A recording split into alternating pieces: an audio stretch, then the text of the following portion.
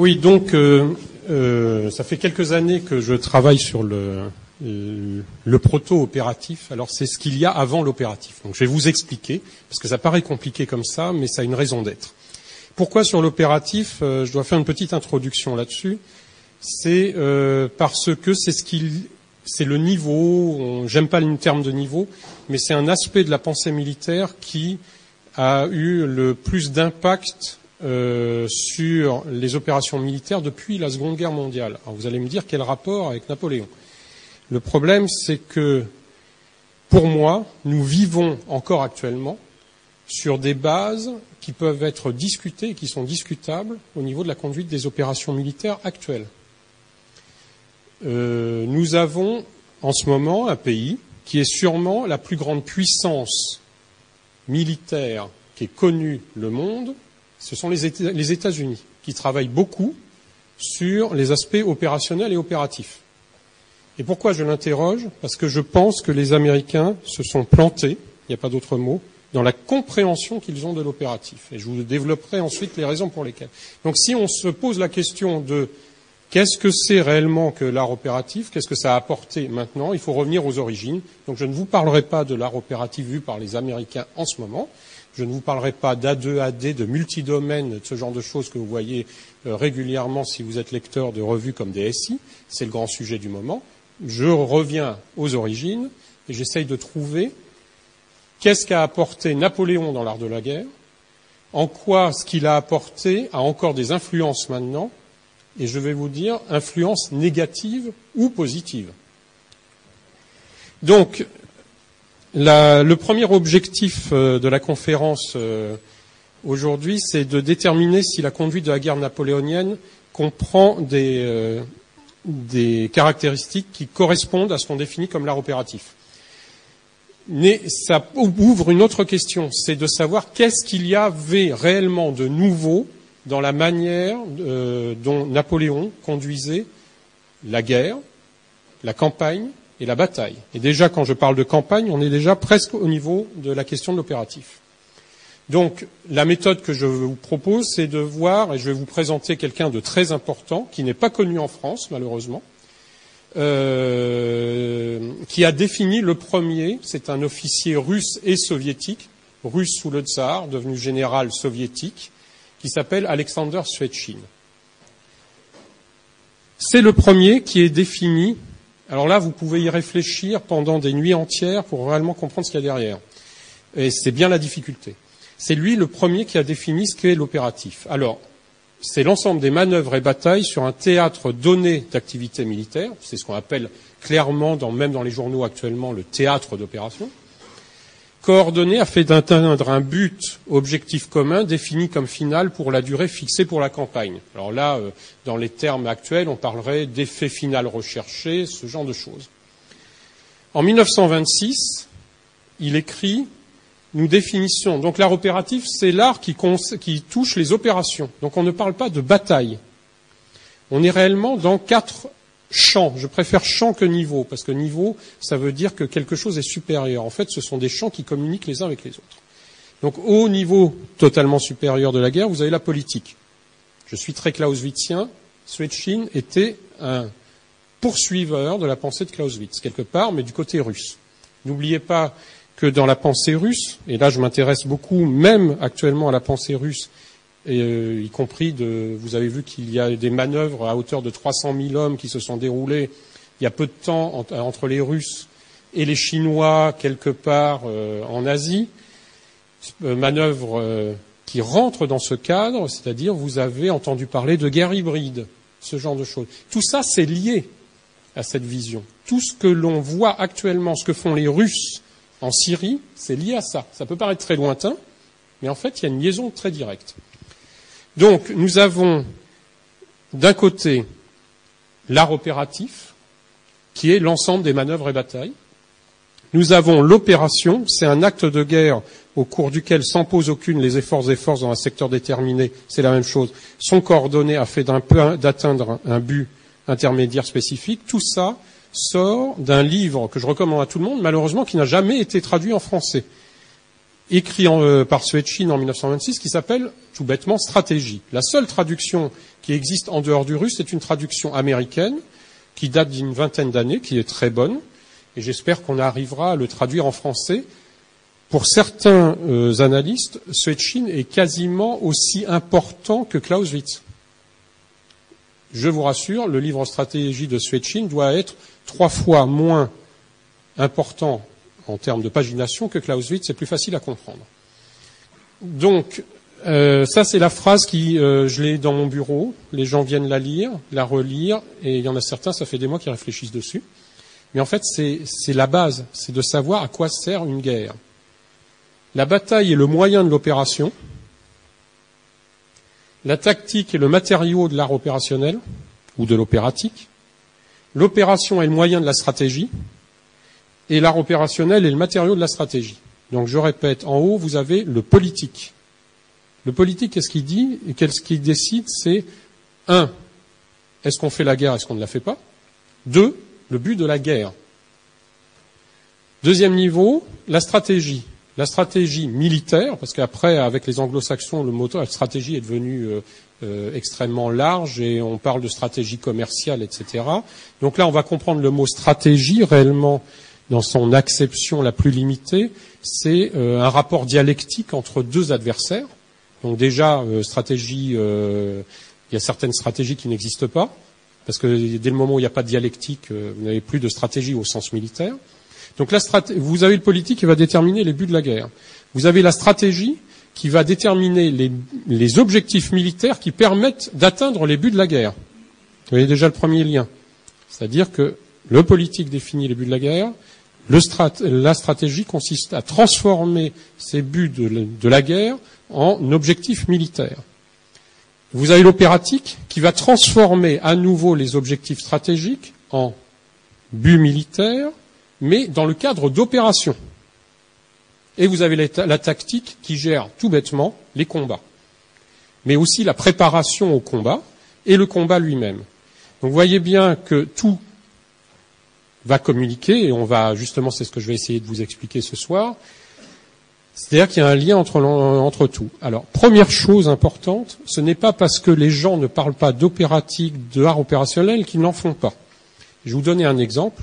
Napoléon, les 2 seuls moments où on est retrouvé dans ses écrits le mot stratégie, c'est à Sainte-Hélène, où il a écrit je n'y entends rien, dans le sens je n'y comprends rien, je ne vois pas à quoi ça sert, parce qu'il était en train de relire un livre de l'archiduc Charles, un de ses grands opposants qu'il avait battu à Essling. Napoléon l'avait battu à certaines plus nombreuses fois que ça, mais quand même l'archiduc Charles a réussi à le battre au moins une fois. Et l'archiduc Charles avait écrit un livre contenant le terme stratégie. Napoléon à Sainte-Hélène lit le livre, dit que le livre n'est pas mauvais, mais dit que le terme, il ne le comprend pas. Ça ne veut pas dire, je dirais que personne n'oserait dire que Napoléon n'a jamais fait de stratégie de sa vie. Le terme de stratégie, en tant que tel, il n'apparaît qu'à la fin du XVIIIe siècle. Il vient du grec, mais dans la période moderne, vous n'avez pas d'emploi. L'invention du terme de stratégie en tant que stratégie ne vient chez un auteur français, et après plusieurs, ne vient qu'à la fin du XVIIIe. Ça ne veut pas dire que Turenne n'a pas fait de stratégie. Donc je veux bien faire la différence entre vous faites de la stratégie, vous faites de la politique, vous faites de la tactique, ça ne veut pas dire que vous avez transformé ça en théorie. Ce qu'a fait Suetchine pour l'opératique ou l'art opérationnel, c'est qu'il l'a théorisé. Mais ça ne veut pas dire qu'avant on ne l'ait pas fait. Mais par contre, dès le moment où vous l'avez théorisé, ça veut dire que quelque part vous faites les choses en le sachant. C'est pas simplement quelque chose d'inné, c'est quelque chose que vous, même en termes de création de la manœuvre, de création quelle qu'elle soit, vous partez d'une base conceptuelle et vous créez quelque chose en toute conscience. Alors que si c'est pas théorisé, vous le faites, mais c'est pas en toute conscience. Et ça, c'est une énorme différence. Donc, sur les réflexions, vous avez, par exemple, Garnier, donc où il développe toute la... Voilà. La première réflexion, c'est y a-t-il une réelle évolution majeure, voire une révolution tactique entre 1805 et 1815 ? C'est ce que je vais essayer de traiter en premier. S'il y a une révolution tactique, est-ce qu'il y a une évolution dans la finalité du combat ? est-elle différente avant ou après la Révolution et l'Empire? Est-ce que le combat a une finalité différente? Est-ce qu'on fait la guerre d'une façon différente? Alors, je le dis tout de suite, et c'est toujours le cas, et la problématique est liée justement au fait de concevoir les choses. Si vous regardez quelque part l'image extérieure du combat, un combat d'infanterie, c'est toujours un combat d'infanterie. C'est-à-dire que vous verrez, si vous ne retenez que l'image extérieure, ça opposera toujours quelqu'un à pied à quelqu'un à pied avec un type d'armement, et vous direz, ça ne change pas. Mais en réalité, la finalité du combat change, la façon dont vous faites le combat change, le combattant change, le mode de commandement change, et ce que vous pouvez obtenir par le combat change. Mais à la première vue, vous me direz, quelle est la différence entre un combattant de l'époque révolutionnaire empire, donc l'uniforme est différent, l'arme est différente, et de l'infanterie de 1914. Si vous vous en tenez qu'à l'image, vous verrez toujours, je dis bien 14, je dis pas après, des gens dans des uniformes assez colorés, chargeant à la baïonnette, là je parle des Français, le drapeau en avant, les officiers dont certains c'est la légende Casoar, gants blancs, etc., sabre au clair, et vous me dites, si vous ne voyez que l'image, je ne vois pas très bien la différence avec un bataillon attaquant pendant les guerres napoléoniennes. Sauf que dans la façon de conduire le bataillon, il y a déjà d'énormes différences. L'armement, il y a déjà d'énormes différences. Et le résultat que vous voulez obtenir dans le combat, déjà, il y a une évolution.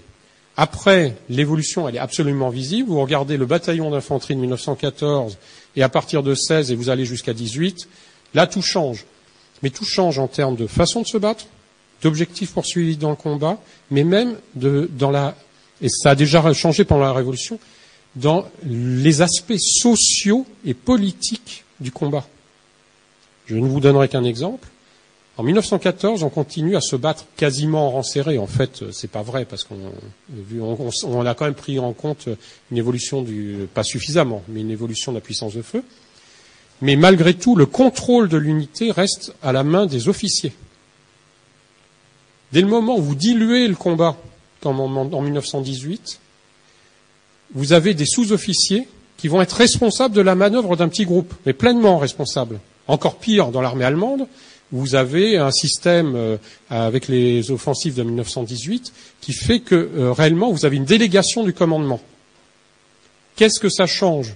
Si vous prenez une société très hiérarchisée comme la société allemande du 1914, avec un rôle social, politique de l'officier très fort, c'est celui qui a la main sur ses hommes, qui a un rôle social à jouer, immédiatement, si vous passez une forme de pouvoir aux sous-officiers, la société change aussi. Ce qui s'est déjà passé pendant la Révolution française aussi.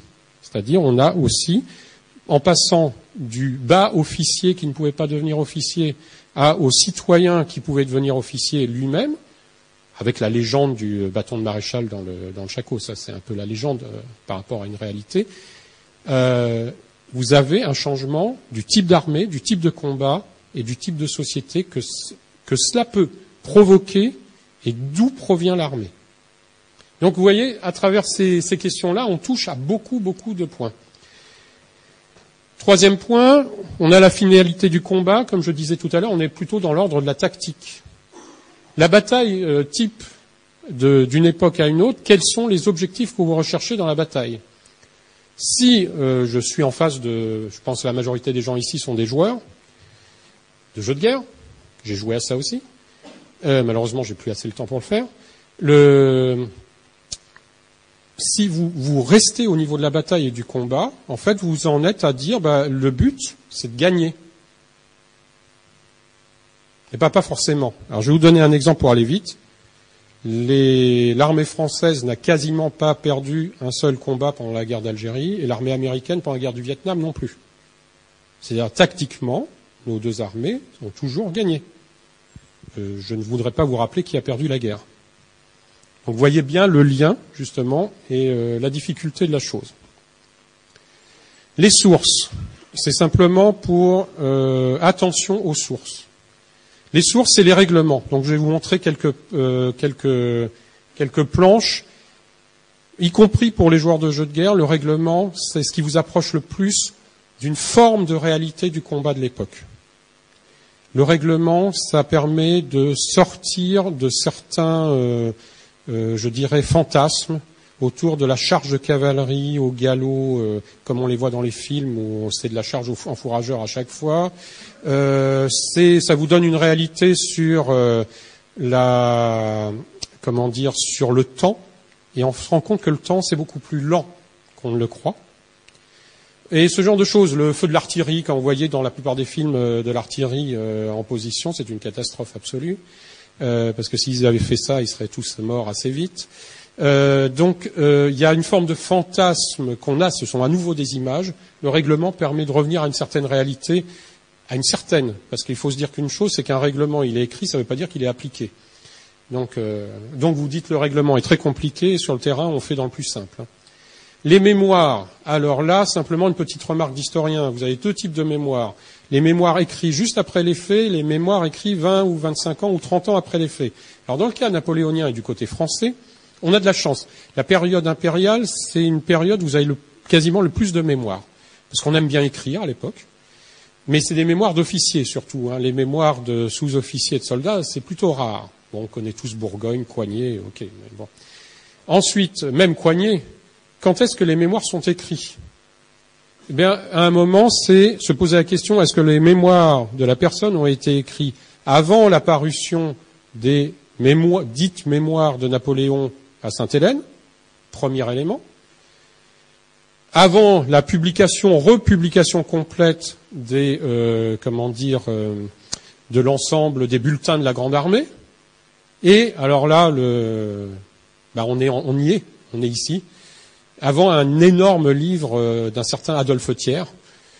Et alors vous vous rendez compte que si vous avez des mémoires qui ont été écrites après, ces mémoires, du coup, ça devient, je reprends et je me mets dans le livre de Thiers. C'est-à-dire ce que la bataille que j'ai vécue, c'est celle qu'a racontée Thiers. Et c'est pas celle qu'ils ont vécue, parce que comme ils l'ont écrit longtemps après, ils s'en souviennent plus, en fait. Donc ça, il faut faire extrêmement attention. Donc si vous pouvez choisir des mémoires très proches des événements, ça c'est précieux. Les rapports, alors là c'est pour ceux qui ont envie de s'amuser et d'aller au service historique de la Défense à Vincennes. Alors là encore, faites très attention. Surtout les rapports français. Je vous donnerai l'exemple sur Austerlitz. Napoléon décrit la bataille. Pour faire plaisir à l'empereur, le rapport officiel de tel maréchal va le mieux coller le mieux possible au bulletin qu'a vient de dicter Napoléon pour pas qu'il y ait de problème. Et il y a eu un gros problème à l'origine, c'est avant l'Empire, c'est pour la bataille de Marengo. Vous avez 3 récits de Marengo, dont 2 qui ont été mis au feu par Napoléon parce que ça correspondait pas à sa vision de la bataille. Le problème, c'était pas de savoir comment de raconter la bataille telle qu'elle avait eu lieu, c'est de savoir comment Napoléon voulait qu'elle soit racontée. Et là, je vous parlerai de certains aspects qui sont de l'ordre politique, etc. Et enfin, l'iconographie. Alors, l'iconographie, vous allez du grand n'importe quoi à des choses précieuses. Et la chose précieuse, c'est les gens qui ont vécu les événements. Ce sont les dessins au plus près des événements et certains peintres. Alors, il y en a un que j'adore, parce que j'aime bien, c'est Le Jeune. Le Jeune, il a un avantage. Il est assez bon peintre. Il a quand même terminé sa carrière en étant non plus militaire, mais directeur d'une école d'art. Il fait de très belles toiles. Bon, certains diront que c'est un peu compassé comme art, mais bon, on aime bien.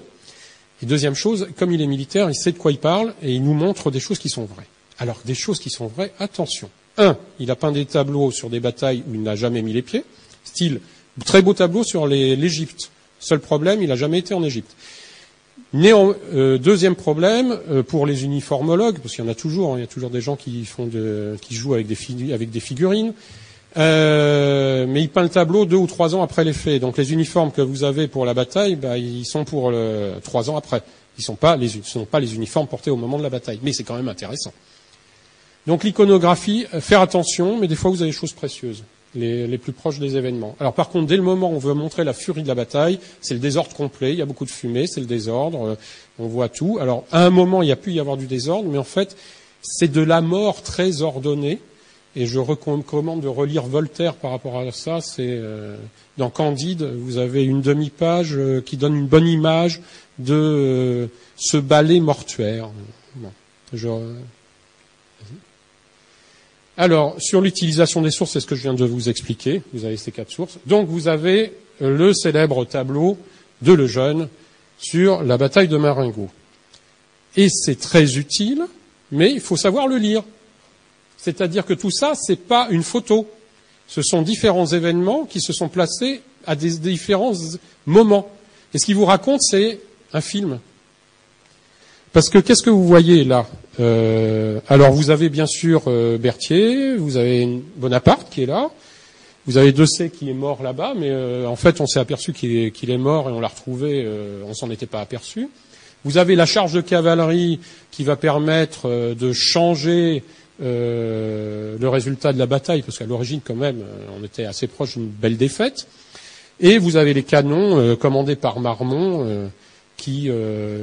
Alors en fait l'artillerie a pris de face avec la division qui arrive de Desaix, les colonnes autrichiennes qui arrivent quasiment le fusil à l'épaule parce qu'ils se disent « Oh, bon, on a gagné, tout va bien ». Et après, vous avez la charge de cavalerie qui défait tous les grenadiers autrichiens, etc. On ne va pas repartir sur le détail tactique. Néanmoins, dans ce tableau, on se rend bien compte que vous voyez où se trouve l'artillerie, très proche des troupes. Vous voyez les formations d'infanterie en ligne de la division de... Tout ça, comme Lejeune était un militaire, vous avez toute une série de tableaux. À un moment, j'ai pensé vous amener une série de tableaux pour l'expliquer, mais dans ce cas-là, ça devenait une autre conférence. Regardez ces tableaux et vous serez assez proche des formations, de l'impression qu'il y a, etc. Et ce qui est intéressant, c'est le désordre qu'il y a derrière. Et je vous recommande, si vous arrivez, il y avait une très très belle exposition à Versailles sur Lejeune. Essayez d'avoir le catalogue parce que vous avez des très très belles reproductions des tableaux. C'est toutes les scénettes derrière qui sont des scènes de vie. Les blessés, les prisonniers, la personne qui meurt, quelquefois avec sa femme qui est à côté. Le sujet des femmes pendant la guerre de la Révolution et de l'Empire, c'est un sujet passionnant aussi, parce qu'elles sont là en fait. On n'en parle jamais, mais il y en a beaucoup. Etc. Donc je vous recommande de regarder ça, parce que ça permet de mieux comprendre et de sortir du mythe. Ouais. Alors, on a parlé de règlement. Le règlement, c'est ça. Alors, là, j'ai pris que des exemples quasiment de règlements français. C'est pour dire, vous montrer la lenteur. Donc, le règlement d'infanterie, il y a 2 tomes, 1791, donc c'est avant l'Empire. Il y a un tome, c'est du texte, où on apprend aux soldats à marcher, à porter le fusil, etc., jusqu'à la manœuvre de bataillon. Et vous avez un tome, ce ne sont que... Alors ça, c'est simplifié, c'est pas le dessin d'époque. Et ce ne sont que des planches. Donc les officiers, les sous-officiers, chacun à leur niveau, devaient connaître ça par cœur. Alors, dire que le règlement, à l'époque, n'est pas complètement appliqué, c'est sûr, parce qu'il y avait des manœuvres qui étaient d'une complication... telle que c'était pas la peine d'essayer ça sur le terrain. Mais en même temps, étant donné que les gens devaient travailler ensemble, qu'un officier pouvait changer de régiment, qu'un soldat pouvait être amené, on pouvait regrouper des compagnies parce qu'on n'avait plus assez d'effectifs, etc. Et je vais vous montrer une autre question importante, c'est la taille des unités. On est quand même obligé d'appliquer le règlement à minima. Donc ça, à chaque fois, là, ce que vous avez, c'est... alors là, je vous assure que là aussi, vous avez l'appellation des manœuvres. Règlement de manœuvre de l'infanterie de 1791, le bataillon en colonne. Donc vous voyez, vous avez vos colonnes, c'est-à-dire le bataillon en colonne avec distance entière, la gauche en tête se formant sur la gauche en bataille. Voilà, ça c'est la manœuvre. D'accord ? Ça c'est la page 3, c'est le croquis numéro 329. On parle que de l'infanterie là. C'est la planche 17. Chaque élément, une compagnie d'infanterie a effectif complet environ 120 hommes. Ça correspond à, je vous signale que les compagnies d'infanterie, encore maintenant, on part toujours de cette base-là, c'est une question là de lien avec l'homme. C'est, il faut que l'effectif soit suffisant pour, même avec des pertes, pouvoir continuer à atteindre son objectif. Deux, si vous allez plus loin, l'officier, il ne connaît pas tout son monde, il ne peut pas le commander à la voix réellement, donc on trouve toujours cet équilibre. Donc vous avez toutes les compagnies ici. Petit détail encore pour ceux qui font du jeu de guerre, il y a un petit changement en 1808, donc le règlement de 1791 ne bouge pas. Vous avez 9 compagnies, et après on change le nombre de compagnies dans les régiments. Donc, mais on continue d'employer le même règlement. Donc vous voyez un peu la difficulté pour les officiers, parce qu'on n'a plus le même nombre de compagnies dans le régiment. Donc ils doivent retraduire les dessins pour les adapter à la réalité. Donc ça, ce qui est important, c'est que vous arrivez sur le terrain en colonne. Ça vous permet de vous déplacer vite. À distance entière, je vous explique ce que ça veut dire. À distance entière, ici, ça veut dire que la distance qui sépare deux compagnies correspond à la distance du front de la compagnie, ce qui permet de bouger. Ça, c'est une formation, elle prend 2 minutes 40. C'est-à-dire que vous arrivez en colonne, donc là vous avez votre bataillon. Pour passer de la colonne sur le terrain à la ligne, ça prend 2 minutes 40. Et ça, c'est une manœuvre simple. Vous pouvez imaginer ce qui peut se passer. Vous êtes en train de le faire, il y a de la cavalerie qui arrive. Vous n'êtes plus en train de vous former en ligne, il faut changer les choses. Deuxième chose, vous avez des pertes. Pour que ça soit efficace, il faut que vous ayez le même nombre de fils dans toutes les compagnies. Sinon, vous avez des trous dans votre formation. Donc, à chaque fois, dans le combat, vous devez tenir compte de ça, sinon ça peut avoir les conséquences les plus graves, parce que vous avez des serre-fils. Ça paraît simple, mais vous imaginez sur un terrain qui n'est pas plat, avec la fumée, la peur, etc. Et vous imaginez les officiers qui doivent calculer tout ça, et vous imaginez de l'autre côté les hommes qui sont en 3 rangs de profondeur. Donc celui qui est en premier rang voit quelque chose, ceux qui sont derrière ne voient absolument rien. Ça, c'est une des formations. Deuxième formation, c'est le passage de la colonne d'attaque. Donc ça, c'est l'autre, ce que vous aviez, c'est la colonne de marche. Ça, c'est la colonne d'attaque qui permet de mélanger le choc et un peu plus de feu parce que vous avez 2 compagnies de front. Pour passer de cette colonne-là à la ligne, vous mettez 1 minute 30. Je vous rappelle que c'est exactement ce qu'on nous raconte toujours quand les Français s'opposent aux Anglais. Qu'est-ce qui se passe? Vous avez la colonne. Les Anglais ont une supériorité au feu. C'est la colonne contre la ligne. Et je vous en parlerai un peu, c'est un détail, mais qu'est-ce qui se passe? Vous imaginez que cette ligne, elle est déjà formée, c'est les Anglais. Vous avez la colonne française. Le feu des Français, il est, de moins bonne qualité, pour plein de raisons techniques d'entraînement. Et vous avez tout le feu des Anglais qui arrive dessus. Donc ça, c'est l'image habituelle du combat. Vous avez un deuxième facteur, et là, c'est là qu'il y a la réelle capacité des Anglais à utiliser le terrain, c'est que très souvent, cette ligne anglaise, elle n'est pas vue tout de suite par les Français. Donc en fait, ce qui se passe, c'est qu'ils utilisent cette minute 30 où vous êtes entre 2 formations pour faire un feu complet contre la masse française. Et ce qu'ils font immédiatement, c'est qu'ils chargent dans le désordre pour repousser la masse française.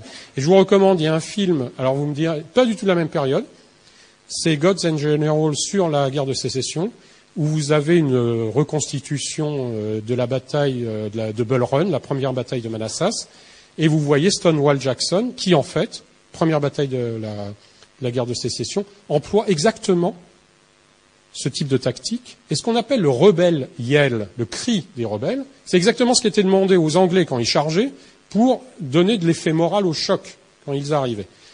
Grande différence, c'est comme ils étaient entraînés, ils faisaient ça, ils faisaient une charge très limitée, pas comme leur cavalerie qui était incontrôlée, et après, ils s'arrêtaient, ils repartaient en position. Et à chaque fois que les Français arrivaient, ça faisait un mouvement de va-et-vient où on prenait des pertes. Donc vous voyez, les temps, ça commence à devenir compliqué. Hein. Ça, c'est qu'un bataillon. Hein. Donc vous êtes autour de 500 hommes sur le terrain, là, en réalité. Ça, après, oui. Ça, c'est quand vous voulez passer en carré, quand il y a de la cavalerie. Et là, vous dites, waouh, il faut être sacrément entraîné quand même, hein, parce que, donc, il y a toujours du bruit. Vous risquez d'avoir quand vous avez même une centaine de chevaux qui chargent sur vous, je peux vous assurer, le sol il tremble. Donc ça tremble, vous dites ils vont m'arriver dessus, et pendant ce temps-là, tranquillement, il faut faire ce mouvement, et vous, en tant que fantassin, vous imaginez celui-là, là. Ben, il est en train de présenter l'épaule à la charge qui arrive en face. Et eux, là, ben, ils vont se tourner pour faire le carré. C'est-à-dire que la charge, elle arrive derrière eux, il faut avoir sacrément confiance. Vous allez tourner le dos à la menace. C'est pour ça que vous faites le carré. Pour éviter d'être pris sur le flanc par le cavalier qui bouge. Mais ça, vous voyez, alors voilà, exactement la problématique.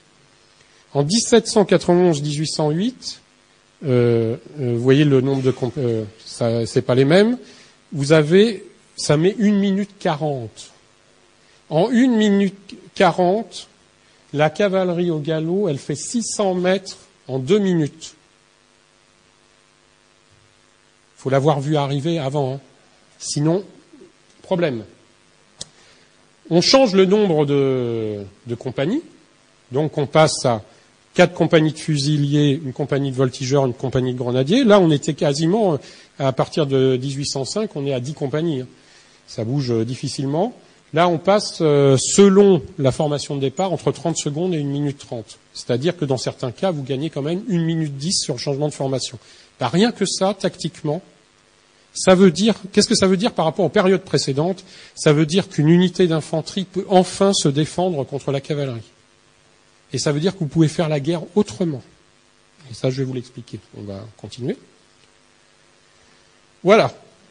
Alors, j'ai fait un tableau de comparaison. Vous avez la France entre 1791 et 1808, quand on est à 9-10 compagnies. La France en 1805-1815, quand on passe à 6 compagnies. La Grande-Bretagne, la Russie, la Prusse, avant la grande catastrophe de 1806, c'est-à-dire quasiment la Prusse restait dans sa manière de combattre comme au temps de Frédéric II. La Prusse après, on apprend de ses défaites, hein. Et l'Autriche. Eh bien, c'est là que l'on voit des choses qui sont de l'ordre d'un avantage tactique. La formation de la ligne au carré chez le Prussien en 1806, on est à quasiment 5 minutes. Je vous rappelle que la cavalerie a fait 600 mètres au galop en 2 minutes. Donc, vous voyez le résultat. Changement de technique, on passe à 1 minute, 1 minute 30. Donc, tous ces aspects-là sont fondamentaux. Ces aspects-là, on les trouve dans les règlements. Je ne vais pas détailler par armée. Après, il y a des analyses très intéressantes. La cavalerie, la même chose, mais alors cette fois-ci, c'est des chevaux en plus. Alors les chevaux, ils comptent pas, ils marchent pas au pas. Faire tourner un groupe de 4 chevaux, etc., vous vous retrouvez à 2 en face et 4, c'est simple. Mais voilà le type. Alors ça, c'est la première manœuvre. Donc ça, c'est le règlement du premier Vendémiaire en 13 qui va servir de base de règlement pendant toutes les guerres de l'Empire. Ça ne veut pas dire que règlement ordonnance provisoire, on se rendrait bien compte qu'il fallait améliorer ça, mais on a mis beaucoup de temps à l'améliorer. On l'a amélioré dans les années 1840. Donc voilà exactement, ça c'est la première manœuvre. C'est comment se passer d'une ligne. Alors là, vous avez chacun des escadrons d'un régiment. Chaque escadron est composé de 2 compagnies. Simple aussi, parce que vous formez un escadron avec la première compagnie du régiment et la 5e compagnie qui sont mises ensemble. N'essayez pas de comprendre pourquoi on fait compliqué comme ça vient de l'ancien régime en grande partie. Là aussi, vous voyez, c'est compliqué. On ne va pas faire le détail des temps. Ça dépend si vous le faites, comme ils disent, de pied ferme, au trot, au galop, et la situation. Mais là, en plus, vous devez gérer la peur du cheval et l'entraînement des cavaliers. Je vous signale qu'à l'époque, quand même, la France n'a jamais été le plus grand pays cavalier d'Europe, quand même. Pour les 2 raisons, manque de chevaux et manque de culture du cheval. On avait une très bonne infanterie parce que, par contre, les gens marchaient beaucoup. La formation, pareil, vous avez une autre formation. Donc là, vous avez une formation à gauche, donc tout de suite, vous arrivez à des formations, vous avez la ligne, vous devez pouvoir soit faire bouger la ligne entièrement d'un côté, soit bouger la ligne entièrement de l'autre côté, soit être capable de passer en colonne pour reculer s'il le faut, passer en colonne pour avancer s'il le faut, si vous n'avez pas assez de place, par exemple pour passer entre deux bois, etc. Vous voyez la complexité de l'ensemble. Toujours la même chose, là vous êtes en train de passer, vous voyez tous ces mouvements là, c'est la première ligne se retirant par les intervalles, c'est-à-dire vous avez des intervalles entre les escadrons, vous passez en colonne, vous passez à travers les escadrons et vous allez vous reformer en ligne derrière, avec des groupes de 50, 60 cavaliers par compagnie, l'escadron à 100, 150.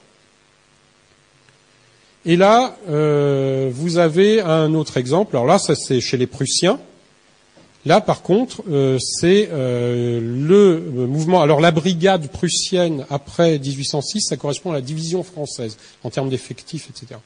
Donc là, vous voyez comment ça se forme. On est passé du bataillon. Vous avez de l'infanterie qui attaque, baïonnette attaque. C'est encore l'époque où l'allemand est tellement proche du français qu'on comprend tout de suite. Vous avez donc vos bataillons en colonne, ici, et derrière vous avez la cavalerie qui attend. Là, vous avez la même chose avec les bataillons, les unités qui sont déployées. On passe à la suivante. Donc là, ça commence déjà à être très complexe.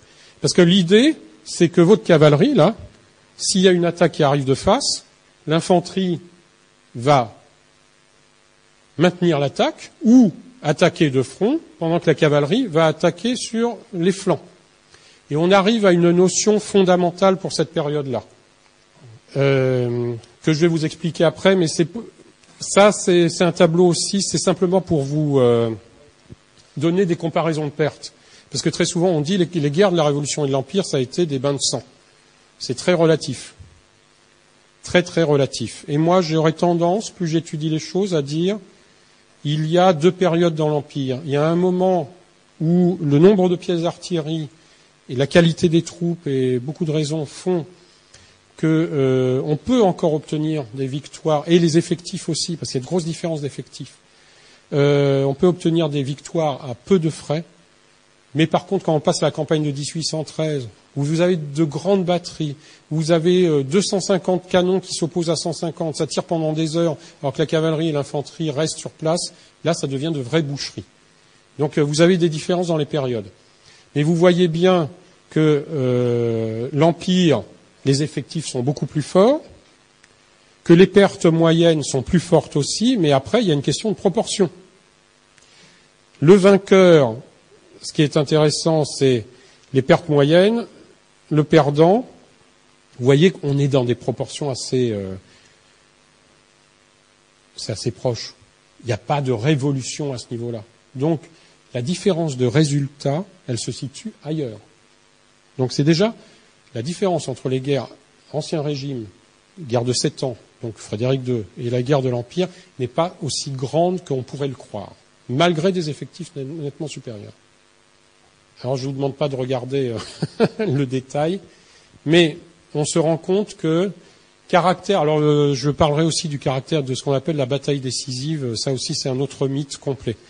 Mais caractère décisif, c'est-à-dire des batailles qui ont eu un résultat, y compris tactique, important. On voit que entre 1800 et 1815, on en a 25. Entre 14 et 18, on en a 25. Et pour la guerre des sécessions, on en a 25. Donc là aussi, il n'y a pas une évolution de proportion monstrueuse. Par contre, des victoires dites réellement décisives, sur les 25, 7, 2, 5. Donc on a quand même à un moment, il y a quand même une grosse différence quelque part, en termes de bataille. Par contre, la bataille de 14-18 n'a rien à voir avec la bataille de l'Empire ou la bataille de la guerre de sécession. C'est pas du tout les mêmes effectifs, c'est pas la même durée, etc. Donc on se rend compte que, il y a une évolution quand même qui est marquée. La taille moyenne des armées, ça c'est intéressant. Guerre de 30 ans, vous êtes à une taille de 19 000 hommes. C'est même pas un corps d'armée. C'est-à-dire, quelque part, vous dites, pendant les guerres de Louis XIV, Turenne, les plus grands généraux de l'époque commandent ce qui correspond à un corps d'armée de l'Empire. Et vous passez à la Révolution, on est à 45 000, donc vous voyez, on passe déjà un cap avec la guerre de 30 ans.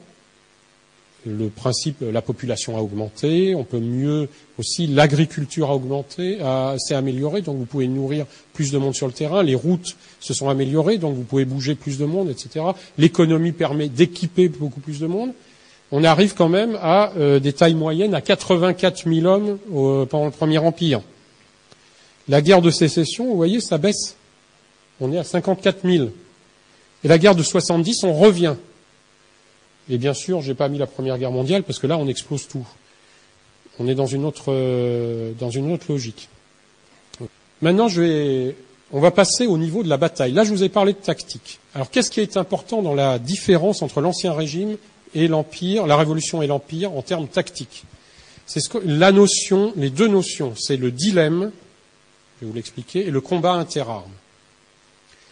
Le combat tel que vous allez le voir ici, c'est-à-dire la bataille de Fontenoy, où on verra avec Frédéric II, quelque part, on reste au niveau de l'image, mais ça ressemble pas mal quand même à une bataille Jules César à Pharsale, Alexandre le Grand, qu'est-ce qu'on a? L'infanterie au centre, la cavalerie aux ailes. Frédéric II, la plupart du temps, c'est ça. Les Français ont essayé l'infanterie aux ailes, la cavalerie au centre, ça s'est mal passé. Donc on est dans cette logique. Pourquoi? Parce que les troupes n'avancent pas à la même vitesse, la cavalerie ne charge pas forcément complètement, il y a plusieurs types de combats de cavalerie. Vous avez une cavalerie à un moment qui agit par le feu, qui ne va pas chercher le choc. Donc la bataille se déroule toujours à peu près de la même façon pour des raisons techniques. L'artillerie est tellement lourde qu'on la place sur le front de l'infanterie au début de la bataille. Elle tire, elle fait quelques dégâts, mais elle est tellement lourde que vous la déplacez pas. Donc il y a deux solutions. Soit vous êtes du côté du gagnant et de l'attaquant, votre infanterie dépasse les canons, vous allez quand même pas. Je rappelle quand même que l'artillerie du temps n'est pas une artillerie de tir indirect, donc on ne tire pas au-dessus de ses troupes. Donc une fois que vous avez avancé, les canons sont derrière, ils tirent plus. Et celui qui est défenseur, si l'attaque a réussi, il s'est fait prendre ses canons parce que c'est tellement lourd que vous n'arrivez pas à reculer. Bon, l'artillerie, donc du coup, ça peut faire très mal, mais n'accompagne pas le combat. Donc vous avez un combat d'artillerie, première phase. Deuxième phase, vous avez la cavalerie qui est sur les ailes. Pourquoi? Mais parce qu'elle n'a pas la place de charger, parce qu'on fait des lignes, quand on a commencé à avoir des mousquets, etc., on fait des lignes complètes. Il n'y a pas d'espace dans les lignes. Donc elle ne peut pas se mélanger à l'infanterie. Et en même temps, vous vous dites, très logiquement, elle va plus vite.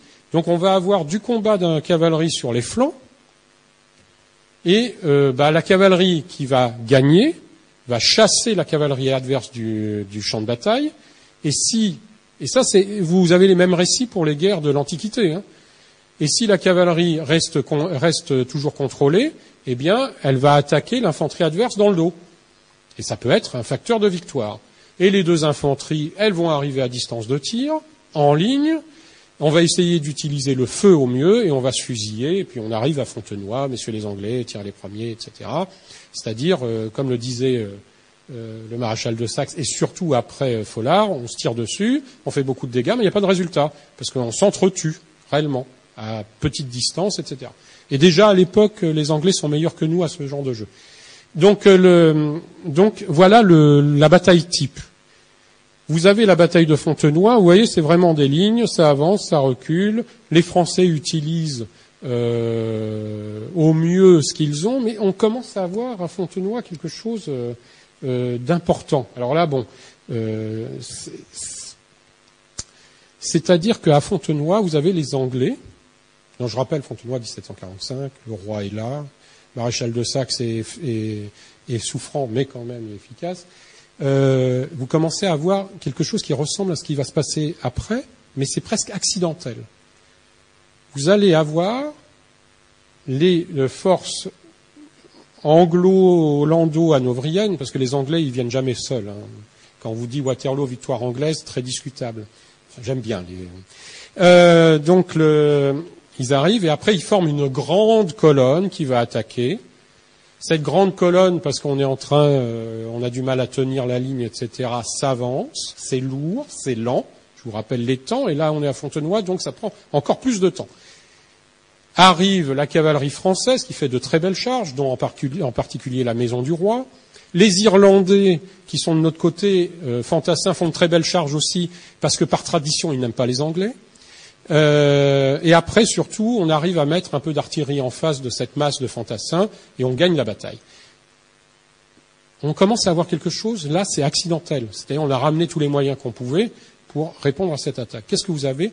Vous avez de l'infanterie qui est toute seule, qui s'est mise en carré pour pouvoir bouger en une forte colonne, ce qui lui permet de résister à la cavalerie, mais qui se retrouve à devoir résister à une attaque de la cavalerie, de l'infanterie et de l'artillerie. Et c'est ça qu'on appelle le combat interarmes. C'est qu'à un moment, je vous ai montré les formations tout à l'heure. Vous imaginez, vous êtes tous joueurs de jeux de guerre, donc voilà, un carré face à l'artillerie, ça fait mal. Donc qu'est-ce que je fais quand il y a de l'artillerie? Je me mets en ligne. Quand il y a de la cavalerie, je me mets en carré. Mais s'il y a les trois en même temps, je fais quoi? C'est ça la notion de dilemme. Si c'est accidentel, ça veut dire que quelque part j'utilise la situation telle qu'elle se présente. Si c'est fait et conçu en tant que tel, là ça devient de la tactique et vous faites des unités de façon à se créer le dilemme toujours chez l'adversaire. Mais lui il va faire la même chose et donc du coup la guerre elle devient un peu plus compliquée. Frédéric II, alors là, bon c'est pas un bon souvenir pour nous, Rosbach. Mais on a beaucoup appris. Là, on commence à être dans les notions de mouvement. C'est-à-dire, vous avez une armée qui ne se couvre pas, qui n'a pas de reconnaissance, et qui est prise en flagrant délit de mouvement. Là, on commence à avoir une évolution déjà, parce que vous avez quelqu'un, c'est plus deux lignes qui s'opposent, on essaye d'utiliser le terrain. Frédéric II a utilisé le terrain pour cacher son mouvement, et il a obtenu une victoire, mais qui est importante pour nous, parce que de ça, c'est un peu 1940 au XVIIIe siècle. On se dit, oulala, on s'en est pris une bonne, il va falloir qu'on réfléchisse. De ça viennent les guerres de l'Empire, c'est-à-dire que vous avez des officiers français, Guibert de Saint-Germain, etc., Gribeauval, qui réfléchissent et qui vont améliorer l'armée française qui va vaincre pendant la Révolution et l'Empire. On n'apprend que de ces défaites. Donc là, encore une fois, la bataille de Leuthen, vous voyez, même mouvement, on n'est plus dans la ligne, il essaye de prendre par le flanc. Mais on est toujours avec un système, l'infanterie au centre, la cavalerie, etc. Et vous avez Guibert, essai général de tactique 1772. Et là, on commence à être dans quelque chose de nouveau. La tactique et la grande tactique. Donc la tactique, je vous l'ai présentée. La grande tactique, ça commence à... Qu'est-ce qui se passe? La tactique... L'une élémentaire est bornée, alors c'est pas borné dans le sens, c'est borné, c'est parce que c'est limité à un domaine. Et l'autre grande tactique, c'est commencer à utiliser les grandes unités. Et je parle de dilemme, et ça ramène à autre chose. Donc, les grands progrès, c'est quoi? Gribeauval, il vous fait une artillerie légère, qui peut accompagner l'infanterie à sa vitesse sur le terrain. Ça veut dire que vous n'avez plus cette artillerie qui reste en place pendant la bataille. L'artillerie, elle accompagne l'infanterie. Et on va avoir un autre progrès, mais en France au moment de la Révolution, c'est l'artillerie à cheval, de l'artillerie très légère, qui va accompagner le mouvement de la cavalerie. Donc déjà, ça veut dire que vous pouvez faire fonctionner ces deux ensemble. Ensuite, vous créez des unités d'un niveau supérieur. La division, par commencer, c'est-à-dire vous mettez, soit vous regroupez de l'artillerie, de l'infanterie, et vous pouvez même créer des divisions avec de la cavalerie, de l'infanterie et de l'artillerie. Et là, on en revient au dilemme. Mais comme votre artillerie peut bouger, que votre artillerie, elle peut être très dangereuse pour quelqu'un qui est en colonne. Je vous donne qu'un seul exemple. Vous êtes une unité qui est plus faible que l'adversaire qui vous attaque. L'adversaire qui vous attaque, il avance. Il va avoir tendance à avancer en colonne. Vous mettez de l'artillerie. Qu'est-ce qu'il va se faire? Il va se mettre en ligne. Vous avez vu les durées. Il se met en ligne. Vous tirez dedans. Quand il s'est mis en ligne, vous n'attendez pas l'attaque. Vous vous retirez un peu. Lui, il va recommencer, il passe de la ligne à la colonne, et c'est reparti. Et ça veut dire que vous pouvez gagner du temps. Ça veut dire que vous pouvez avoir une unité qui est laissée, si elle est d'une taille suffisante, seule, et qui peut gagner 2, 3, 4 heures pour être rejointe par d'autres unités et résister. Et dès ce moment-là, vous n'avez plus l'obligation d'avoir une armée qui ne forme plus qu'un seul bloc. Et dans ce cas-là, qu'est-ce que vous créez? Vous créez la capacité de manœuvrer. Parce que vous avez différents éléments qui sont, à partir de 1800, avec Bonaparte puis Napoléon, le corps d'armée, qui est suffisant pour tenir face à une armée plus puissante pendant une journée entière quasiment. Ce corps d'armée de 20, on est monté à des corps d'armée à 60 000 hommes, hein, mais 20, 25, 30 000 hommes, est suffisant. C'est même une petite armée parce qu'il a tous les services. Il a le génie, il a un état-major, il a tout ça.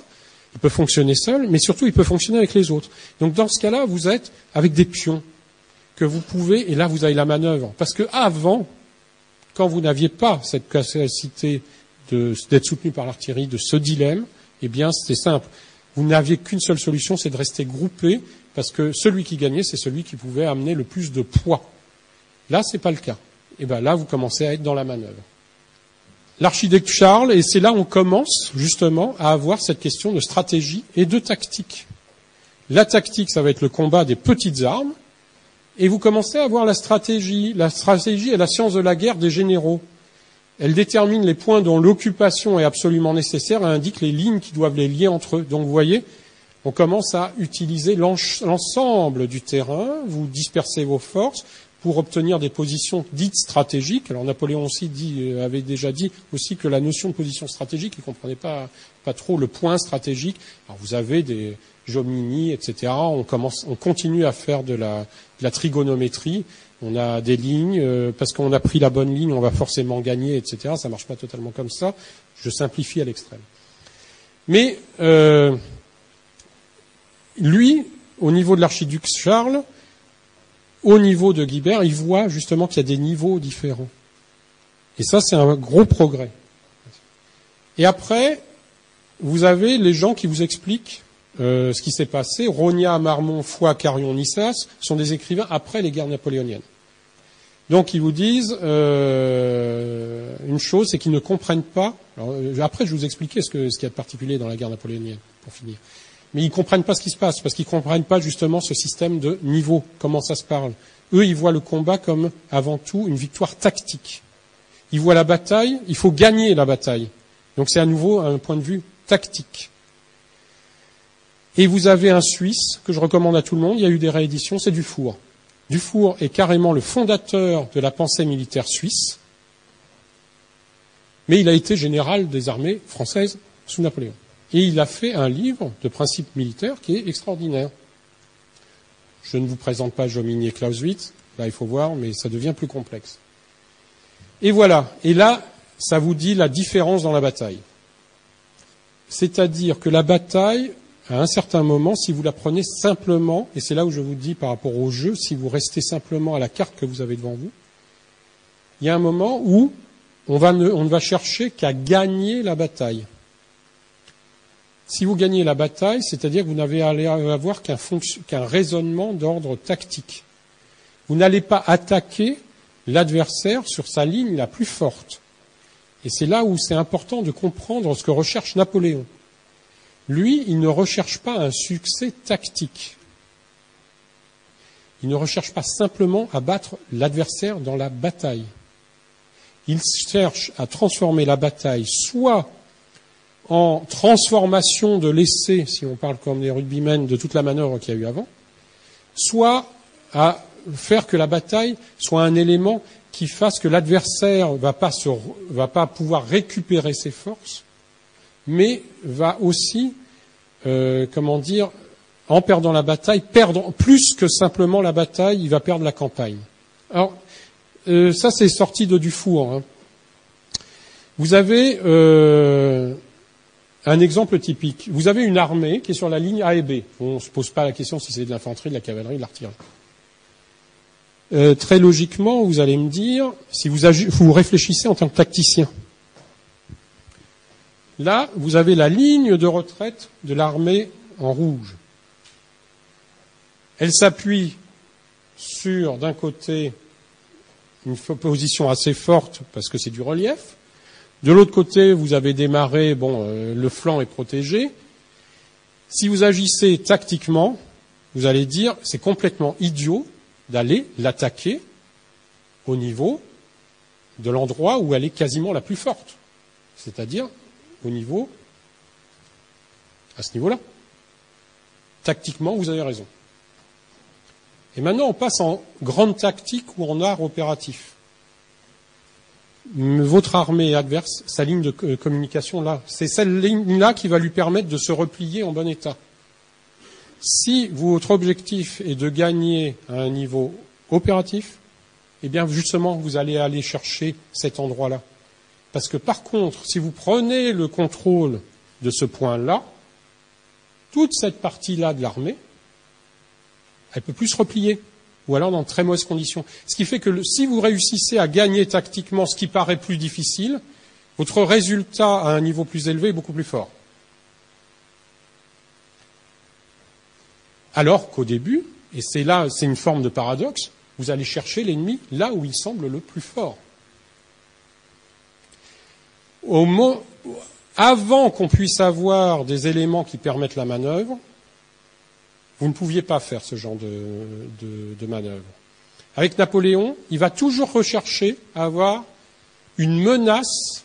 Alors après, ça devient très compliqué. Donc certains d'entre vous, je pense, ont entendu parler d'un officier français qui s'appelle Camon, qui a fait des typologies des manœuvres napoléoniennes. Il a tellement cherché à faire des typologies qu'il a un peu exagéré. Mais imaginez que justement vous ayez un corps d'armée qui arrive là et qui menace. Soit ils font la faute de rester ici, soit ils coupent la retraite, et vous avez tout un autre type de manœuvre. Vous pouvez même avoir une force ici qui reste là, rien que pour occuper les forces, et s'ils ne se rendent pas compte qu'il y a quelqu'un qui arrive derrière, ce que vous ne pouviez pas faire avec les armées auparavant, parce qu'auparavant, vous aviez toutes les chances que ce qu'on appelait un corps détaché soit détruit, parce qu'il n'y avait pas la possibilité de résister. Vous avez Carnot, alors après on passe au niveau supérieur, c'est la stratégie. Et la stratégie, eh bien, vous avez Carnot. Il écrit en 94, ça a été la méthode pendant la Révolution, on avait beaucoup de monde. La France, un pays plus peuplé d'Europe, etc., jeune. Offensive générale, coup décisif sur 2 ou 3 points seulement. Alors, coup décisif sur 2 ou 3 points. On est totalement en dehors de la pensée napoléonienne. Zone décisive, le Nord, car l'ennemi y a consacré ses moyens, menace plus directement Paris, donc c'est toutes les campagnes qui vont mener à Fleurus, etc. Donc ça, c'est la pensée Carnot. Vous avez Bonaparte, qui fait une note, alors essayez de la trouver, c'est pas épais, mais c'est très bien de voir comment on écrit clairement et comment on conçoit clairement. Note sur la position politique et militaire. Alors déjà, il y a un terme qui est important. Il parle de politique. Il fait le lien du politique au militaire. Donc on est dans la stratégie. Et ce qu'il vous dit, insuffisance des moyens pour une offensive généralisée. Donc il n'est pas du tout dans la même position. Je vous signale que c'est la même année. Il est dans la position où si on prend l'offensive, il faut avoir quand même un avantage.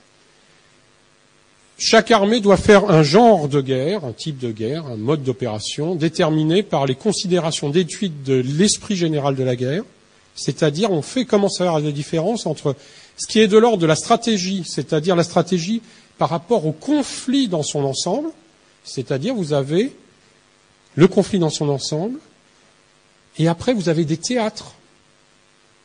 Vous faites des choix stratégiques. Qu'est-ce que c'est le premier choix stratégique? C'est de choisir, non pas comme l'a fait Carnot, le propose Carnot, de faire 2, 3 attaques, c'est de dire, je dis qu'il y a des théâtres secondaires et il y a des théâtres plus importants.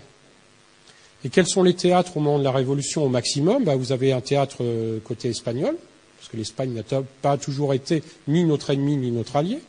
Vous avez l'Italie, ce qui forme l'Italie, parce qu'il n'y a pas d'Italie politique. Vous avez les Pays-Bas, etc., alors que c'est pas vraiment la Belgique qui n'existe pas, mais c'est sur le terrain belge. Vous avez l'Allemagne, et après, dès le moment où vous êtes arrivé, la Suisse, l'Allemagne, l'Autriche. Vous avez tous ces théâtres, mais qui sont séparés par des barrières géographiques, les Alpes, etc. Donc ils forment des ensembles. Et là, on est réellement dans la notion de théâtre. Stratégiquement, vous devez voir l'ensemble des théâtres et faire votre choix par rapport à l'ensemble des théâtres. Et quand vous arrivez à l'opératif, c'est comment je vais réagir sur le théâtre. Et d'où il prend les considérations politiques, il prend les considérations militaires, et il dit notre principal ennemi, c'est l'Autriche. Donc c'est pas d'aller chercher la victoire sur tous les théâtres, Si on veut gagner la guerre, ce qu'il faut frapper, c'est l'Autriche. Donc, il dit, offensive contre l'Autriche, l'ennemi principal, vous avez un théâtre principal, défensive ailleurs, surtout en Espagne et Italie, parce que vous avez de la guerre de montagne, parce qu'ils ne sont pas réellement dangereux, et possibilité d'offensive en Piémont pour raccourcir le front et contribuer à l'attaque contre Vienne. Là, ça sonne un peu particulièrement, parce que c'est exactement ce qu'il va faire pendant la première campagne d'Italie. Alors, justement, on arrive à ça. Campagne d'Italie, 1796-1797. C'est pas parfait, mais ça permet de tester plusieurs conceptions. Je reviens à Camon, la manœuvre en position centrale qui est assez classique. Vous avez des adversaires plus nombreux, vous vous mettez au milieu et vous attaquez une partie de l'adversaire pendant que vous retenez avec le minimum de troupes une autre partie. Et après, une fois que vous avez battu une partie de cette armée, vous retournez contre l'autre. Ça paraît très logique, facile à réaliser. C'est une horreur. Je vous signale, c'est comme ça qu'on a perdu à Waterloo. Mais hors jeu vous avez une manœuvre militaire, boum, vous avez un pays qui sort du jeu, c'est le Piémont, très rapidement. Mais parce qu'il a bien compris qu'il y avait un problème de liaison entre deux alliés, les Piémontais et les Autrichiens. Il attaque militairement un point qui provoque une réaction politique. Donc on voit que dès le départ, dès la première campagne qu'il commande, il a bien compris le système. La campagne de 1800, parce que je vais aller plus vite, contrairement à ce qu'on croit, Marengo, ok, c'est une victoire, c'est avant tout une victoire politique de Bonaparte qui avait besoin de cette victoire-là. C'est pas la victoire qui met fin à la guerre, et c'est pas une victoire décisive. À nouveau, notion de la victoire décisive. Et là, on va rentrer dans la logique. Vous avez la campagne de 1805 qui est quand même, je veux dire, qui est un cas d'école. Un cas d'école, alors dès tout de suite, on arrête avec les mythes.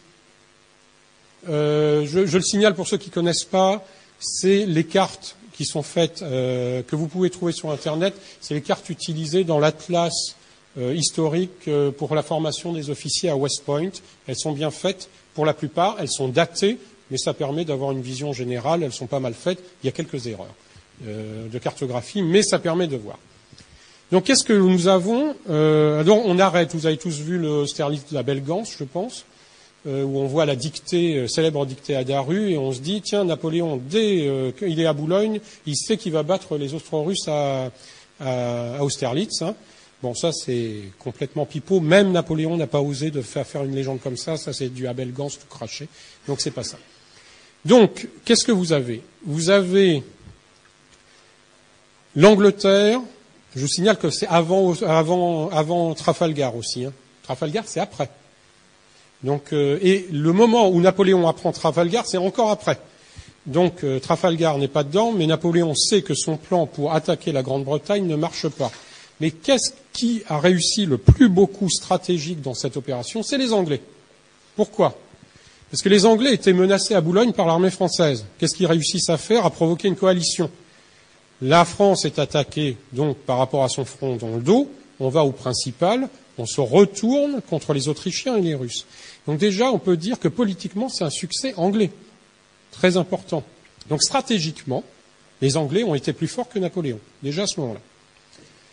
Napoléon, par contre, lui, stratégiquement, il se dit, la menace principale, elle vient de l'Est. Donc je vais me retourner contre l'Est. C'est le célèbre pivot vers l'Est. Je ne vais pas faire le détail de la campagne de 1805, vous le connaissez. Mais dès le début, c'est ça qui est important. Clausewitz va vous dire la guerre napoléonienne, elle est définie par la recherche de la destruction de l'armée ennemie, alors que à chaque fois, début de campagne napoléonienne, il cherche un objectif politique, qui n'est pas forcément la destruction de l'armée ennemie. Et c'est là où il y a un système qui est très intéressant.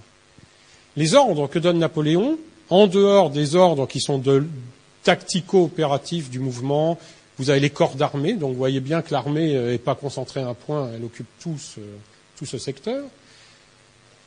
Lui, la direction de sa manœuvre, c'est Vienne. Et dans ses ordres, il dit « je vais à Vienne ». Pour aller à Vienne, il passe par là. Il sait que les Autrichiens ont attaqué vers la Bavière, qui a plutôt tendance à être alliée à la France à l'époque, mais il ne sait pas réellement où. Donc déjà, Ulm, premier mythe à casser, Ulm, c'est pas calculé. Napoléon ne s'est pas basé sur la capacité d'un officier général autrichien puisse atteindre un tel niveau de bêtise. Il a profité de la situation, mais il ne l'a pas prévu. Et là, c'est là où le corps d'armée permet de tirer parti de la chose. Donc, il veut aller à Vienne. Donc, vous voyez, on met le dispositif, Vienne est ici. Il veut aller vite. Pourquoi ? Eh bien, il y a beaucoup de raisons et deux aspects, et c'est très important aussi pour comprendre la stratégie napoléonienne, les guerres napoléoniennes. Aspect extérieur. Il doit aller vite parce que les Russes arrivent derrière. Donc, autant battre les Autrichiens avant que les Russes arrivent. Donc, il faut aller vite pour les battre les uns après les autres. Deuxième aspect extérieur. La Prusse ne s'est pas encore prononcée.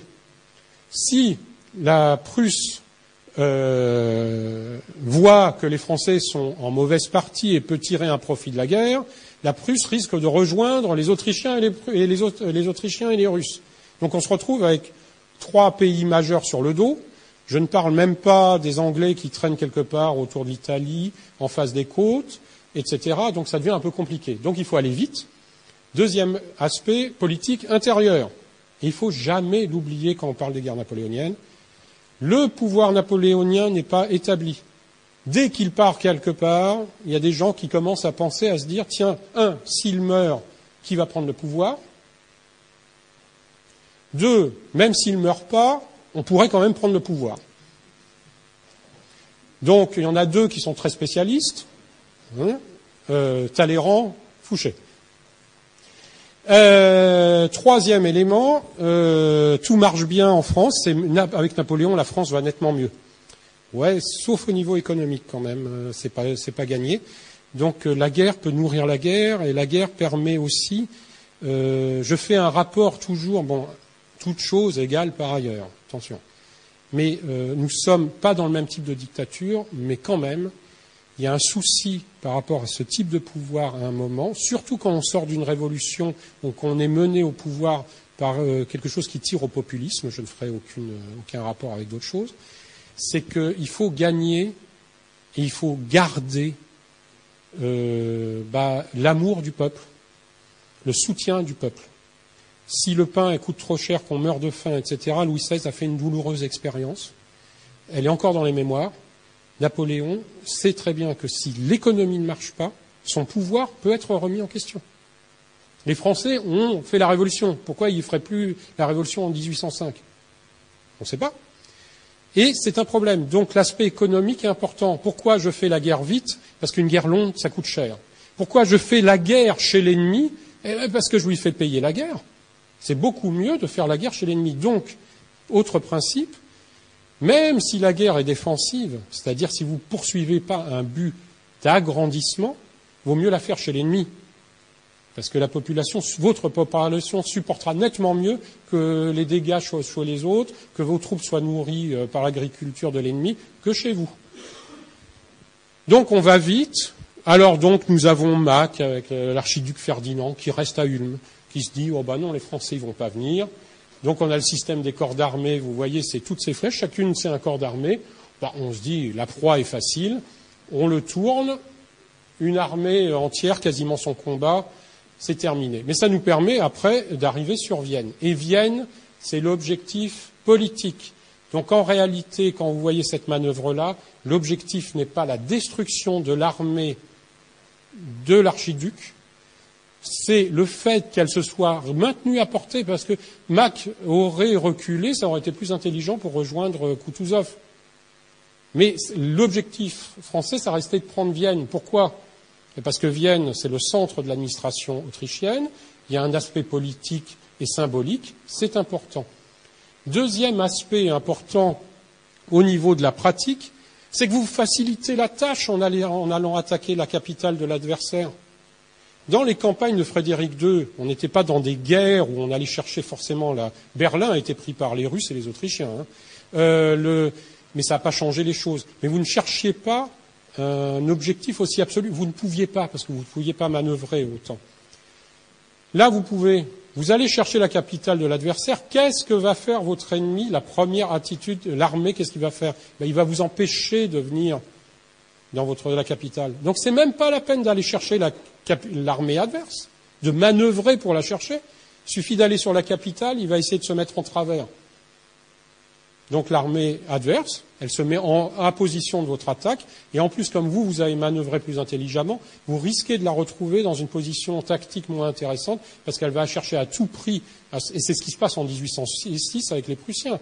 Ils sont débordés par une aile, la direction de Napoléon en 1806, c'est Berlin. Il le dit. C'est pas l'armée prussienne. L'armée prussienne, elle s'y met automatiquement. Parce qu'elle essaye de couvrir Berlin. Mais Napoléon ne vise pas l'armée prussienne, il vise Berlin. Et il sait très bien que les Prussiens, au bout d'un moment, ils vont se mettre entre les deux. Donc, il aura l'armée. Donc là aussi, par rapport à ce qu'on écrit, et Clausewitz, par contre, lui, il vous dit, ce qu'il faut battre, c'est l'armée ennemie, là, il n'a pas compris. Il ne peut pas être parfait. Donc, voilà. Donc, après, plus vous avancez, vous arrivez vers Austerlitz. Ici. Brune, Austerlitz. Quand vous commencez à regarder la carte, l'armée française, elle est loin, elle est diminuée. Et là, on est autour de la notion de campagne, à nouveau. Stratégiquement, je vous ai expliqué, Vienne, c'est un objectif stratégique. On rentre dans l'opératif, c'est, Mack, qui reste ce que nous, on ne pouvait pas calculer, il reste à Ulm. Là, on tombe dans l'opératif et dans le tactique. J'utilise les conditions, mais je continue à avoir mon objectif stratégique. Il n'a pas changé. C'est toujours Vienne. Mais là, j'ai une armée qui se présente, etc. Ça, c'est la première partie. Il y a une deuxième partie. Napoléon est autour de Vienne. Les Russes arrivent. Il reste beaucoup de troupes autrichiennes, mais il ne sait pas ce qu'ils veulent faire. Donc, il reste autour de Vienne et il a une position d'attente. Mais pendant ce temps-là, les Prussiens, eux, politiquement, se disent Napoléon, il est de plus en plus à l'est, il est isolé. L'amitié entre Alexandre Ier, la reine de Prusse et le roi de Prusse est grande. Bon, j'irai pas plus loin. Attirance entre Alexandre Ier et la reine de Prusse qui déteste les Français. Donc on sait très bien que s'il ne se passe pas quelque chose, vous avez une armée française qui est perdue là-bas, les Anglais qui sont sur les côtes, des problèmes en Italie, vous êtes tout seul là. Qu'est-ce qu'il faut ? Et là, on retombe dans les aspects. Stratégiquement, il faut trouver une solution le plus rapidement possible pour éviter que les Prussiens rentrent dans la guerre. Opérativement, je ne peux pas rester là-bas parce qu'on est déjà novembre, décembre, il va y avoir l'hiver, et plus je reste, plus mon adversaire se renforce. Donc, qu'est-ce qu'il faut que je fasse ? Il faut que je provoque une bataille que je risque de gagner dans les meilleures conditions. Et ça, cette bataille, c'est Austerlitz. Et Austerlitz, c'est pas le soleil, c'est pas le plateau du Pratzen qui est important dans Austerlitz. Le coup de Napoléon à Austerlitz, c'est d'avoir amené les Russes à faire la connerie, il n'y a pas d'autre mot, parce qu'il y avait une armée autrichienne qui arrivait derrière avec de l'ordre de 50 000 hommes. Ils n'ont pas attendu parce que vous avez un tsar qui s'est dit « je vais avoir la gloriole de battre Napoléon, j'en suis sûr ». Donc il attaque. Mais il attaque en n'ayant pas toutes les cartes en main et il se fait battre. Et là, la victoire a un effet non pas décisif, je vais vous le dire pourquoi après, mais un effet décisif à ce moment-là, la coalition tombe, l'Autriche demande la paix, etc.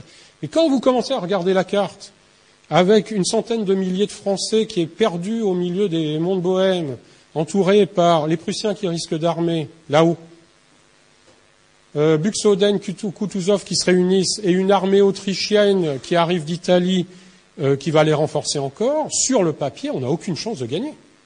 Sauf si les Russes et les Autrichiens font l'erreur de nous attaquer alors qu'ils n'ont pas tous leurs moyens.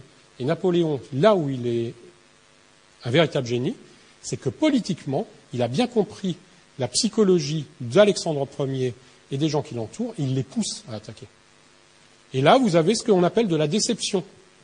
Mauvaise traduction de l'anglais, parce que du leurrage, de la tromperie.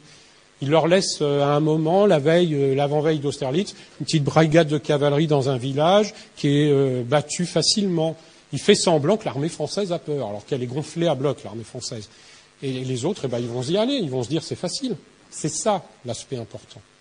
Mais aussi, l'autre aspect important, c'est que, à ce niveau-là, on dit Napoléon, c'est la bataille. Si les conditions n'avaient pas été aussi bonnes, Napoléon ne se serait pas battu à Austerlitz. Et donc là, on est dans la campagne. Il aurait cherché une autre solution. Il ne serait pas resté pour se faire écraser par une armée 2 fois plus puissante. Parce qu'il avait la possibilité de provoquer l'erreur de l'adversaire. Donc là, bon, vous avez le récit habituel, mais on va passer parce que je vais vous montrer quelque chose après. Donc vous voyez, c'est le récit habituel. Les Austro-Russes qui, là vous avez Vienne. Donc les Austro-Russes qui essayent à nouveau de prendre la ligne de retraite française. C'est le récit habituel. Donc ils ont un mouvement comme ça, quittent les hauteurs qui sont en avantage tactique, et vous avez bien sûr Davout qui tient à Telnitz, Sokolnitz, et vous avez l'attaque de Soult, avec Vandamme, etc. Soult attaque, crève le centre. Je passe sur les charges de la cavalerie de la garde russe contre la cavalerie de la garde française, et l'inverse. Grande victoire, pas de problème. Mais c'est pas l'aspect le plus important, ça c'est de la tactique. C'est même pas de l'opératique, c'est de la tactique. L'opératique, elle s'est faite avant.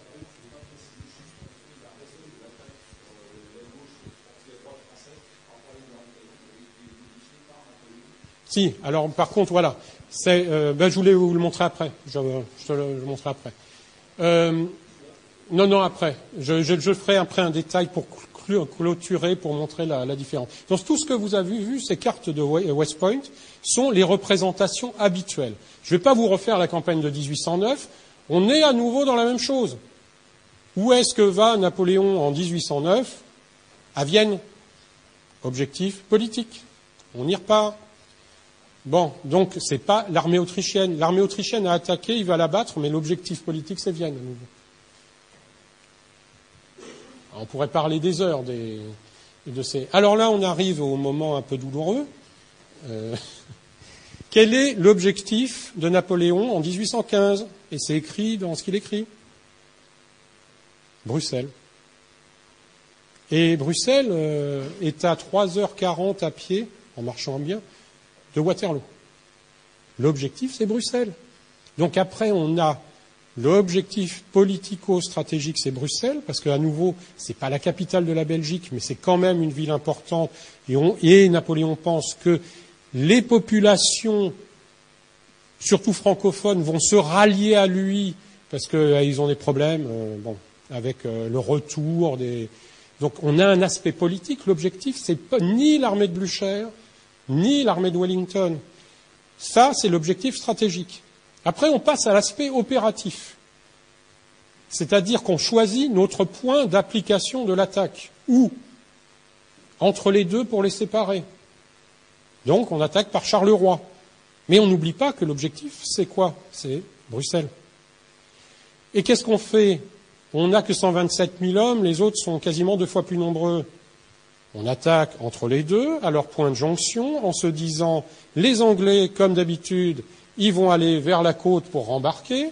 Les Allemands, leur lien, les Prussiens, mais je dis les Allemands à bon escient, parce que là, vous n'avez pas que les Prussiens chez les Anglais, vous avez plein d'Allemands aussi. Les 2/3 de l'armée anglaise sont composés d'Hanovriens, etc. Donc, mais les Prussiens, leur ligne de retraite vers la Prusse, elle est à l'est. Donc, psychologiquement, il se dit, si je réussis à me mettre entre les deux, il y en a un qui va partir à l'ouest, parce que sa ligne naturelle de repli, c'est l'ouest, vers les ports, et l'autre vers l'est. C'est pas idiot. Et c'est ce qu'il a fait souvent. Là, il tient à la psychologie des personnes. Donc, après, il a les Prussiens qui sont plus à sa portée, il se met au milieu, attaque en position centrale, un minimum de troupes du côté anglais, et c'est la bataille de Ligny. Je m'énais contre les Anglais, histoire de prendre aussi les 4 bras qui sont ça, c'est de la tactique. Un point important pour faire les liaisons entre les armées, et j'attaque les Prussiens en ayant rassemblé le maximum de troupes à Ligny. Simplement, à Ligny, je n'arrive pas à gagner en justement leur coupant leur ligne de retraite. Donc, la bataille de Ligny est une victoire, mais qu'une victoire tactique. C'est-à-dire que l'armée prussienne, elle n'est pas cassée. Une fois que l'armée prussienne se replie, Napoléon n'est pas au mieux de sa forme, physique, intellectuelle, etc. Donc on n'a plus le Napoléon ni les troupes françaises hyper motivées qu'on avait auparavant. Donc on rate la poursuite des Prussiens. Il a les Anglais à sa portée, donc toujours position centrale, il a battu les Prussiens, il se tourne vers les Anglais. Après, je ne vais pas discuter sur Grouchy, etc. La bataille gagnée de la responsabilité du chef, la bataille perdue de la responsabilité du chef aussi. Faites très attention à ce qu'écrit Napoléon là-dessus. C'est un homme politique en même temps qu'un général. Et puis, bon, il a son ego. Donc, son histoire de la bataille, il y a aussi 3 versions comme Marengo, quoi. Et à chaque fois, il a perdu, mais c'est pas de sa faute. Il a écrit l'histoire, on écrit.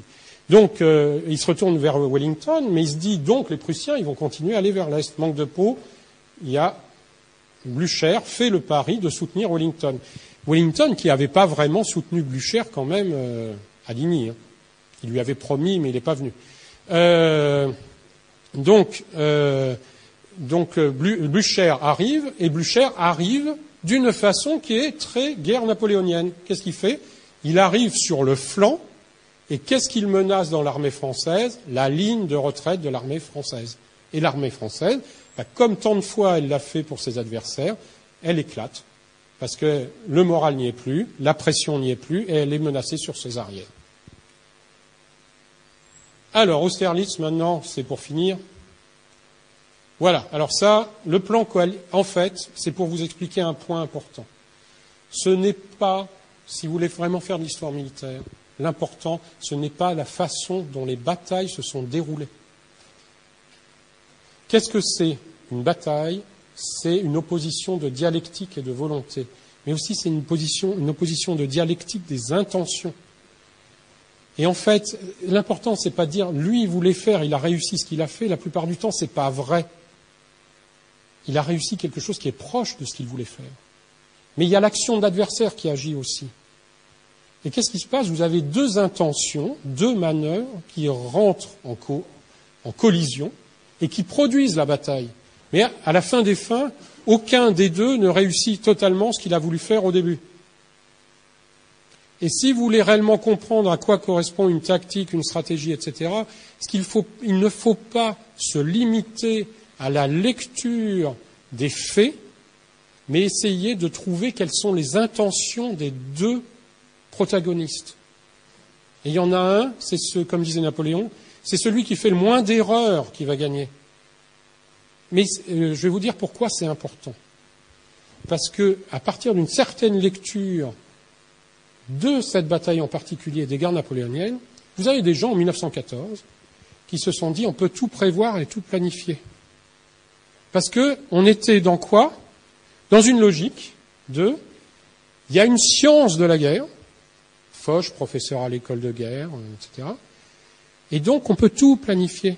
Mais parce que Napoléon a persuadé tout le monde que quand il arrivait sur un champ de bataille, il prévoyait les mouvements des adversaires, il avait tout prévu, il faisait la manœuvre, il était plus intelligent. Donc si Napoléon avait réussi, pourquoi est-ce qu'un chef ne réussirait pas? C'est faux. Parce que ce qui caractérise la manière de faire tactiquement et au niveau opératif de Napoléon, c'est la souplesse. C'est qu'il arrive le mieux possible et le plus vite possible à s'adapter à la situation et à ce que fait l'adversaire. Donc, récit officiel et réalité de la bataille d'Austerlitz. Récit officiel, ça on le sait. Quelle est l'intention des Austro-Russes? On l'a dit. On se dit que Napoléon, les forces, le moral est pas bon, ils sont pas nombreux, etc. Parce que Davout, il n'est pas à Austerlitz, il est loin, mais le français marche bien et vite. Donc la différence entre armée concentrée, armée réunie. Une armée réunie, c'est même si c'est à 25, 30 ou 40 kilomètres, c'est une armée dont les éléments peuvent arriver sur le champ de bataille le jour de la bataille. Et le jour de la bataille, l'armée est concentrée. Mais si votre adversaire ne tient compte de que des gens qu'il voit en face de lui, il va dire, ils ont 40 000 hommes.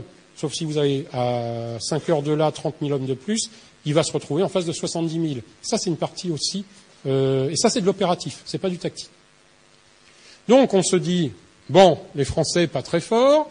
On se dit, j'en reviens à ce que disait Guillaume, que la ligne de retraite naturelle, c'est-à-dire les magasins, là où vous avez vos ressources, votre ravitaillement, où vous avez vos blessés, vous avez votre train, etc., c'est vers Vienne. Donc, qu'est-ce que vous faites? La route de Vienne, elle étant par là, ils pensaient en opératif aussi, donc ils n'étaient pas... Attendez, si la route de Vienne était vraiment ça, on est dans une planification de type opérative. C'était le meilleur moyen, si la ligne de retraite française était là, d'obtenir le maximum de résultats. Malheureusement, Napoléon est un spécialiste d'une chose, c'est qu'il change en cours d'opération ses lignes d'opération. c'est-à-dire ces lignes de retraite, ces lignes de communication. Et là, l'armée française, la ligne de communication ne va plus vers Vienne, elle va vers Brune. Donc, même si les Austro-Hongrois prennent ce côté-là, ils n'obtiennent pas le résultat qu'ils pourraient attendre. Donc ça, c'est l'intention austro-hongroise, austro-russe. On passe à la suite. Alors ça, c'est le plan français. Donc vous avez l'attaque, vous avez très peu de forces ici grâce à la supériorité tactique de l'armée française qui réussissent à retenir le point de l'armée austro-russe. Vous avez au centre Soult qui attaque alors que tout le monde fait ce mouvement-là. Et enfin, au nord, vous avez un combat qui peut être considéré comme un combat séparé entre les deux ailes françaises, avec de très beaux combats de cavalerie, Murat, là, bon, on est dans la légende aussi. Donc ça, c'est là un peu le plan français tel qu'on l'imagine, tel qu'il est décrit. Et en fait, ça ne correspond pas au plan. Ça correspond à la façon dont s'est déroulée la bataille. C'est pas la même chose. C'est pas le plan, c'est pas l'intention. Ça, c'est la réalité des combats. Le plan de la bataille, si vous lisez ce que Napoléon a écrit, c'est ça. Vous dites, tiens, il y a quelque chose qui ne va pas. Alors, pourquoi on peut penser ça? Parce que, alors là, c'est du détail tactique. Pourquoi? Pour comprendre le tactique et l'opératif, il faut des fois rentrer dans le détail tactique des ordres. Il demande à ce que les divisions de Soult soient en échelon par la droite en avant. C'est-à-dire, Soult, il est là. Vous avez les divisions avec la droite en avant, c'est-à-dire vous avez un échelon avec la droite en avant. Vous allez me dire, si vous attendez que l'attaque vienne de vous déborder de la droite, c'est la pire des bêtises tactiques. Parce que si vous attendez que l'attaque vienne de là, si vous formez un échelon, l'échelon, il doit être la gauche en avant. Par contre, si vous attendez en réalité que l'ennemi, parce que vous l'avez vu, ils sont arrivés par la route de Olmütz à Brune, vous attaque le long de cette route, et que vous faites un point fort qu'on appelle le Santon. Tous ceux qui ont lu sur la bataille d'Austerlitz ont entendu parler du Santon. Petite éminence, fortifiée, renforcée d'artillerie autrichienne prise à Brune, et on se dit, mais attendez, en réalité, la bataille s'est déroulée, le principal de la bataille s'est déroulé ailleurs. Mais c'est que Napoléon s'attendait, en réalité, à ce que tout ce bon monde attaque vers Brune.